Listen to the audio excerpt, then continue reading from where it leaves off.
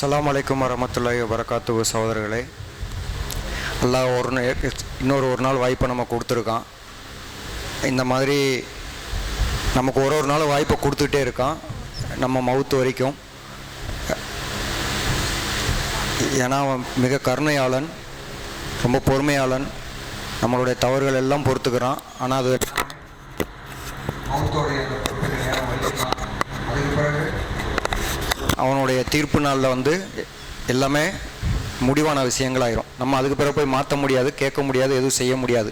ஆனால் அது வரைக்கும் அல்லாஹ்வுடைய பண்புகளில் ரொம்ப ரொம்ப ரொம்ப நல்ல குணாதிசயங்கள் தான் நமக்கு வெளிப்படுத்திக்கிட்டே இருக்கான்.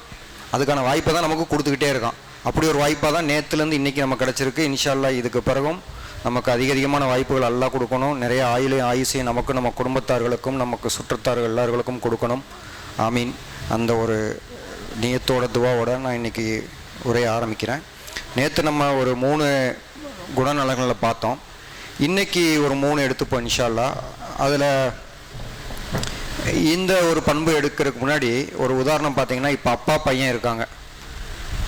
இப்போ பார்த்தீங்கன்னா ஏதோ ஒரு தப்பு பண்ணிட்டாங்க பையன் வீட்டில். ஒரு நல்ல ஒரு வயசு வந்த பையனை கூட வச்சுப்போம். சின்ன பையனை கூட அறியாமல் நம்ம பண்ணலாம். அந்த வயசுக்கு பண்ணுற தப்புங்கள்லாம் இருக்கும் நமக்கு பொறுத்துக்காமல். அப்போ தான் நமக்கும் கோபம் அதிகமாகும். சின்ன போ கூட விட்டுருவோம்.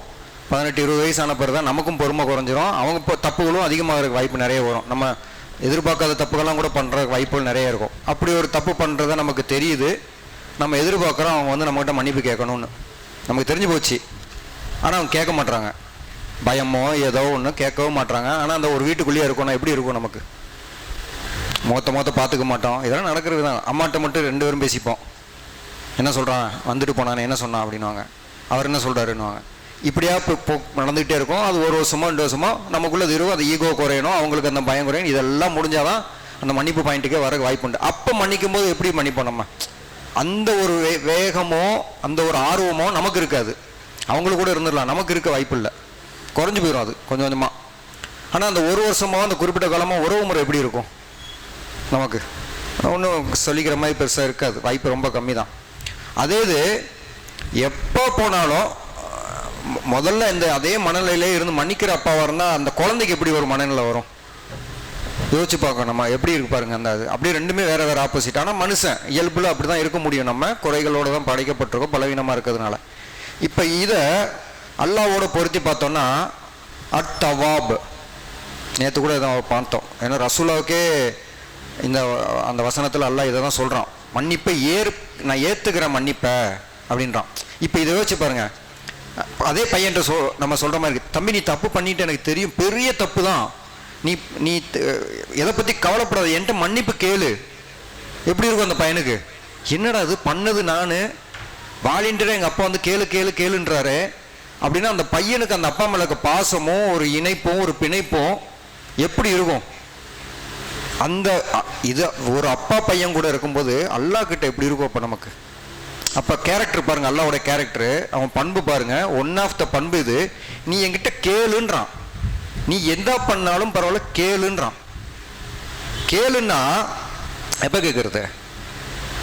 அடுத்த நிமிஷமே வா சொல்லலையே. மவுத்து வரைக்கும் கூட உனக்கு டைம் கொடுத்துட்டேன். நீ கேளு. நீ எவ்வளோ வேணா நேரம் எடுத்துக்க, உனக்கு மவுத்து வரைக்கும் டயம் இருக்கு. கேள்விப்படுறோம்ல நிறைய பேருக்கு, நம்ம கேள்வியோடு பட்டுப்போம். அதாவது மவுத்துக்கு முன்னாடி உணர்ந்து அல்லாட்ட மன்னிப்பு கேட்டு மன்னிப்பு வாங்கிட்டு சொர்க்கம் போகிறவங்களாம் இருக்காங்கன்னு கேள்வியெல்லாம் படுவோம். நம்ம மாரல் ஸ்டோரியா இல்லை ஹதீஸ்கள் இதில் வரலாறுகள் அது இதுதானே. அப்போ எவ்வளோ நேரம் கொடுக்குறான். அது போக வாழும்போது எத்தனை ரமலான் நம்ம கிராஸ் பண்ணுறோம், எத்தனை லைலத்துல் கத்ரில் ஸ்பெஷல் டைம் வேறு கொடுக்குறான் நமக்கு. அது போக நீ என்னை 1 வருஷம் முன்னாடி தானே பண்ண, உட்காந்து என்கிட்ட 1 மணி நேரம் மன்னிப்பு கேளுன்னு சொல்லவே இல்லையே.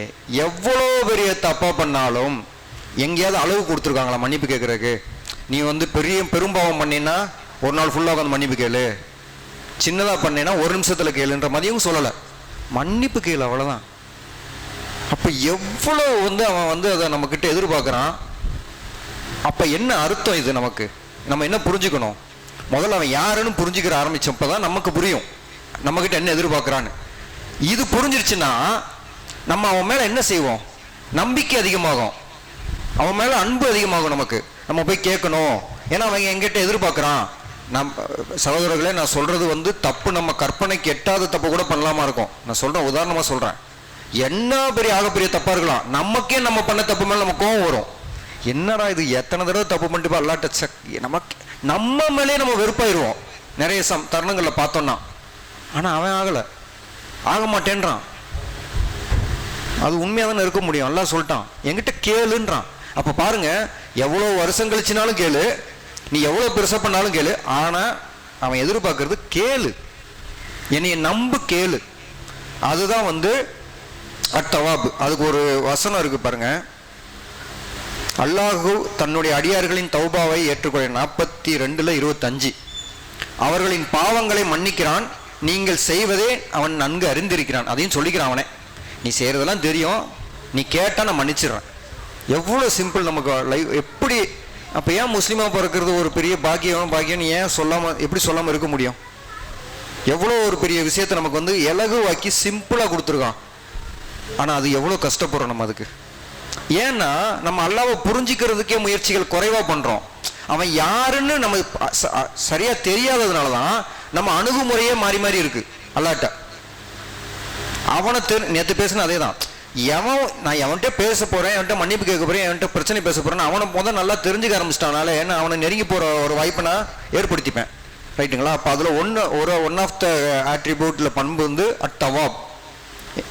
மறுபடியும் சொல்றேன், கேட்க மட்டும்தான் சொல்றான், கேளுன்ட்டான். ஓப்பன் டோர், மவுத் வரைக்கும். அடுத்த ஒரு பண்பு பார்த்தீங்கன்னா, இப்போ இதே அப்பா மகன் உதாரணத்தில் எடுத்துப்போம். ஏதோ ஒரு பிரச்சனை, இப்போ நம்ம எங்கேயோ ஏதோ பண்ணிட்டு வந்துட்டான், செய்வாங்கல்ல ஸ்கூலில் காலேஜில் நிறைய சொல்ல மாட்டாங்க, போய் பண்ணிட்டு வந்துடுவாங்க, சத்தம் போடாமல் வந்துருப்பாங்க. அந்த மாதிரி பண்ணிட்டு வந்துட்டான். வீட்டில் இப்போ சொன்னால் அடி எப்படி விழுகுன்னு அவனுக்குன்னு தெரியும். இப்போ என்ன பண்ணுறது? ஆனால் வீட்டுக்குள்ளே ஒரு ரூம்குள்ளே உட்காந்துருக்கோம், திருன்னு முழிச்சிக்கிட்டு இருக்கோம், அப்பாவும் இருக்காரு. எப்படி இருக்கும் நம்ம மனநிலை? நம்ம வாழ்ந்துட்டு தான் வந்திருக்கோம், இப்போ நம்ம பிள்ளைங்களை பார்க்கணும். அது எவ்வளோ ஒரு நமக்கு வந்து ஒரு கஷ்டமாக இருக்கும் அந்த இடத்துல.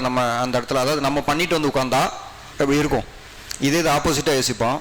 உட்காந்துருக்கான், வர்றான் பையன் வர்றான், நான் பெரிய தப்புன்ட்டான், அழுகிறான், எல்லாம் செய்கிறான். அவன் ஒரு கையை பிடிச்சிட்டு என்ன பண்ண என்னன்னு சொல்லு, பரவாயில்ல பார்த்துக்கலாம் என்னன்னு சொல்லு. எப்படி இருக்கும் அவனுக்கு? எப்படா நான் என் அப்பாவை தேடி போவேன்னு ஏங்குவானா மாட்டானா? உலகத்தில் அவன் எங்க வேணா போட்டோம், என்ன வேணா பண்ணட்டும், எங்க அப்பாட்ட போய் நான் சொல்லணும், எங்க அப்பா கையை நான் பிடிக்கணும் அப்படின்னு ஏங்குவானா மாட்டானா அந்த குழந்தை? அப்போ மாறுவானா மாட்டானா? நம்மளால முடியாது சகோதரன், நான் நம்மளை மாற்றிக்க சொல்லலை. ஏன்னா மனுஷனுக்கு அதான் லிமிட்டு. எவ்வளோ முடியுமோ நம்மளால் அவ்வளோதான் பண்ண முடியும். பட் உதாரணங்கள் இது சொன்னால் தான் நம்மளால் கம்பேரிசன் நம்ம எங்கே இருக்கோம், அல்லாஹ் எங்கே இருக்கான்றது நமக்கு புரிஞ்சிக்க முடியும். நம்ம குழந்தைய பற்றி பேசும்போது தான் நமக்கு அதை புரிஞ்சிக்க முடியும். அப்போ அல்லாஹ் அந்த பொசிஷனில் இருக்கான் நம்மக்கிட்ட. எங்கே? அதுவும் ஒரு வசனத்தை சொல்கிறோம் இல்லையா, பக்ராவில் 186 ரசூலாட்ட சொல்கிறான், என் அடியார்கள் என்னை பற்றி உம்மிடம் கேட்டால் நிச்சயமாக நான் மிகவும் நெருக்கமாக இருக்கிறேன், என்னை அழைக்கும் ஒருவரின் அழைப்பை நான் ஏற்றுக்கொள்கிறேன், ஆகையால் அவர்கள் எனக்கு பதிலளிக்கட்டும், என்னை நம்பட்டும், அவர்கள் நேர்வழி அடையட்டும். கடைசி 3 தான் முக்கியம் பாருங்க. எனக்கு பதில் சொல்லட்டும், என்னை நம்பட்டும், அவங்களுக்கு நேர்வழி கிடைக்கும்.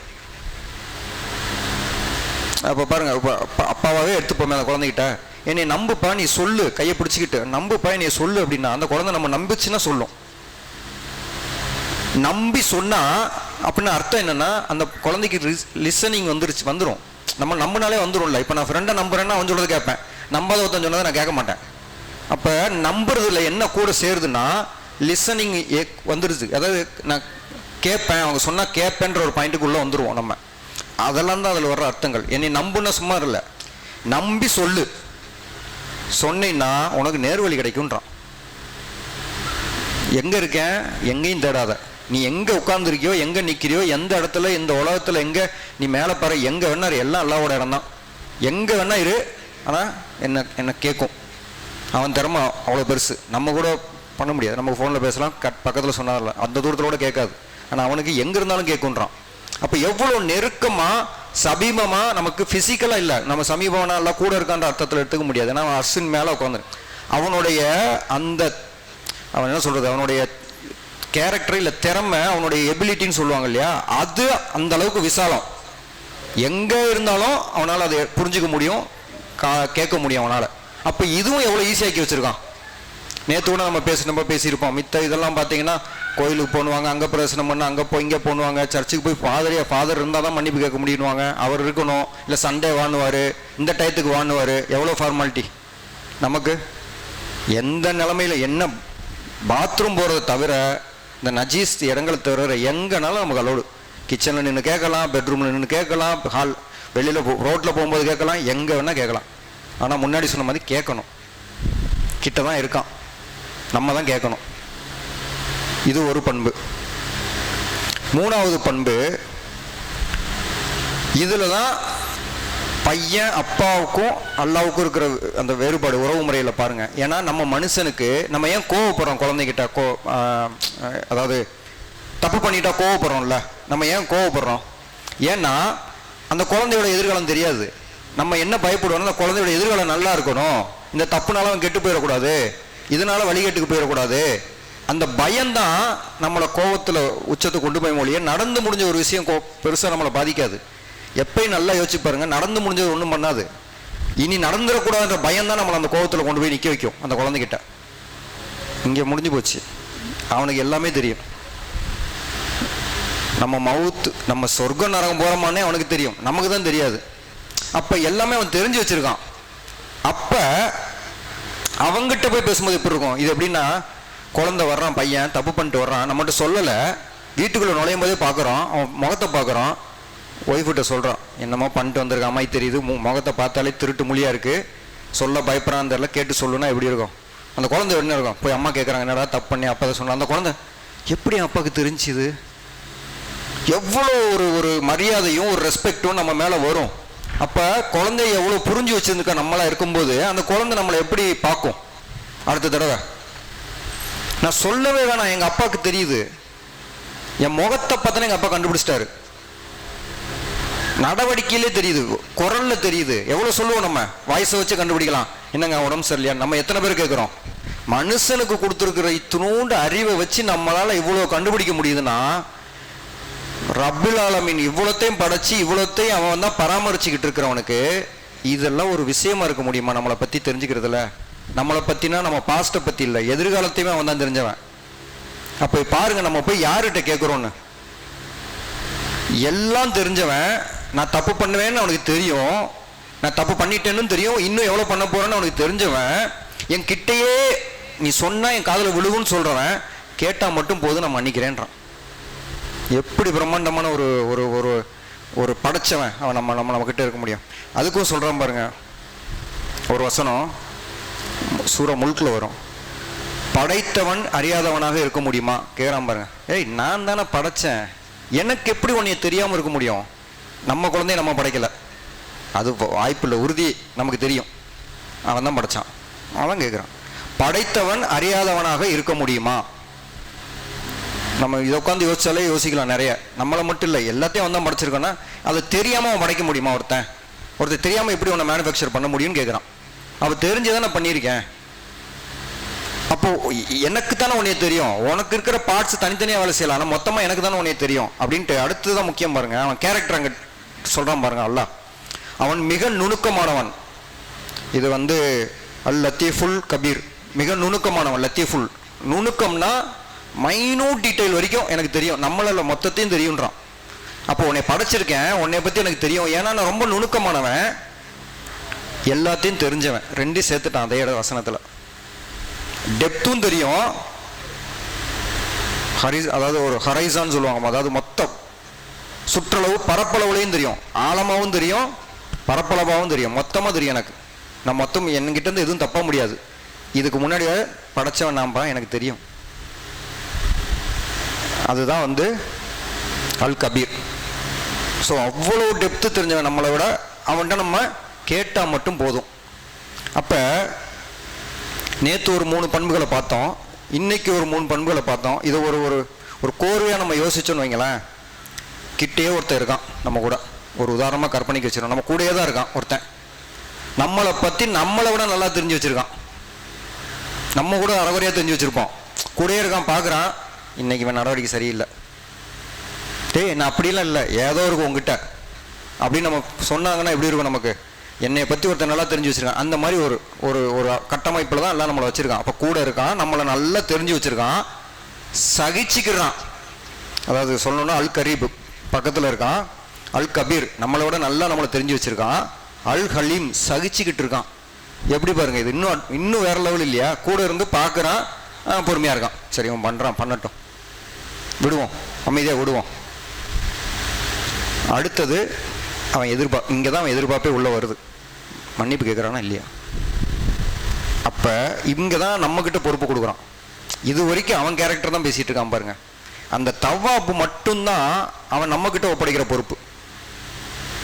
அப்போ இப்போ ரோலை சுவிட்ச் பண்ணி பாருங்க நம்மளை. இப்போ பக்கத்தில் அங்கே இருக்கான், எல்லாம் தெரியுது அவனுக்கு, கூடயே தான் இருப்பான் என் கூட. நம்ம மன்னிப்பு கேட்கணுமா கூடாதா? அப்போ எந்த இடத்துல நம்ம இதை வந்து தவற விடுறோம்னா, ஏதோ நம்ம அவனை அதான் நம்மளை அவன் நல்லா புரிஞ்சுக்கிட்டான், ஆனால் நம்ம அவனை புரிஞ்சுக்கிற இடத்துல ஏதோ குறைபாடுனால தான் நம்ம வந்து பயப்படுறோம், இல்லை கேட்க மாட்டோம். கேட்டாலும் நம்பாமல் கேட்குறோம், கொடுப்பானே தெரியாது, கேட்டு பார்ப்போன்னு போய் கேட்குறோம்.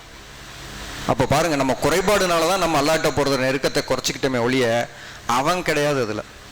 இதனால என்ன ஆயிடுதுன்னா, நிறைய பேச்சுகளில் பார்த்தீங்கன்னா அல்லா வந்து ரொம்ப பொதுப்படையாக பேசுகிறவங்க, அல்லா வந்து தண்டிக்கிற இறைவன், எதனாலும் தண்டிச்சிருவான் தண்டிச்சிருவான் தண்டிச்சிருவான் தண்டிச்சிருவான் இப்படியாவது சொல்லி பழக்கப்படுத்தி வச்சிருக்காங்க நம்மளை. பண்ணிடாத, அல்லாஹ் அவ்வளோதான் தண்டிச்சிருவான். அப்போ அல்லாவை வந்து ஒரு பயமுறுத்தியே வச்சிருக்கோம் நம்ம சேஃப்டிக்காக. அவன் கேரக்டரில் எங்கே பாருங்க எப்படி இருக்கான், எங்கேயாவது வந்து என்னை பயப்படுன்னு சொல்லவே இல்லை இதில். அப்போ நம்ம கேட்கிறத மட்டும் செய்யணும். இன்ஷா அல்லாஹ் இந்த லைலத்துல் கத்ரை, அதுவும் இதெல்லாமே அவன் வந்து லைலத்துல் கத்ருக்காக சொல்லலாம், நம்ம எல்லாருக்குமே நல்லாவே தெரியும். மவுத்து வரைக்கும் இது எல்லாமே நமக்கு இருக்கும்போது லைலத்துல் கத்ரில் நமக்கு எக்ஸ்ட்ரா, அது பாருங்க 1000 மாதங்கள் ரசூலா சொல்லி நம்ம கேள்விப்பட்டாச்சு. இது நம்ம சூறாலே வருது ரைட்டா, லைலத்துல் கத்ர் சூறாலே 1000 மாதங்களை விட கண்ணியமானது அப்படின்னும் போது எவ்வளோ அட்வான்டேஜ் நமக்கு எக்ஸ்ட்ரா பண்ணினது பண்ண போது எல்லாத்துக்கும்.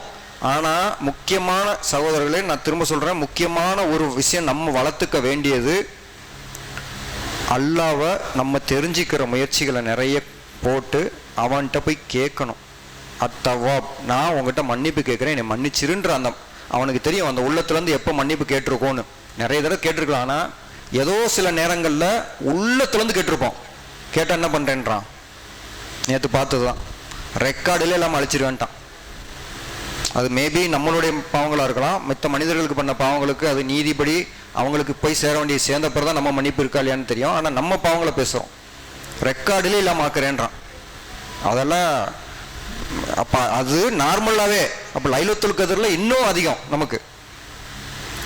இதை தாண்டி மறுபடியும் சொல்கிறான், நீ இவ்வளோ செஞ்சு ப்ராசஸ் பண்ணி வந்து என்கிட்ட கேட்ட, நான் உன்னை மன்னிச்சிட்டேன், நீ போயிட்ட, மறுநாள் அதை தான் பண்ணியிருக்க. அதான் நேற்று பார்த்தது நம்ம அல் கஃபூர். எத்தனை தடவை வந்தாலும் மன்னிப்பான், லிமிட்டே இல்லை அவனுக்கு.